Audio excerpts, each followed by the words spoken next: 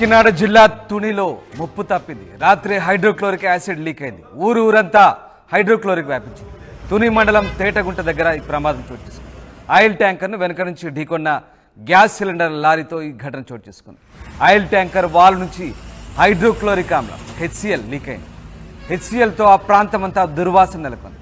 Acid దుర్వాసనతో కళ్లకు మంటలు, వాంతులు చెలరేగాయి. ఇక 2 గంటలు శ్రమించి గ్యాస్ను అదుపులోకి తెచ్చారు సిబ్బంది. హైడ్రోక్లోరిక్ ఆమ్లంతో నక్కపల్లి హెటరోకు వెళ్తుంది ట్యాంకర్.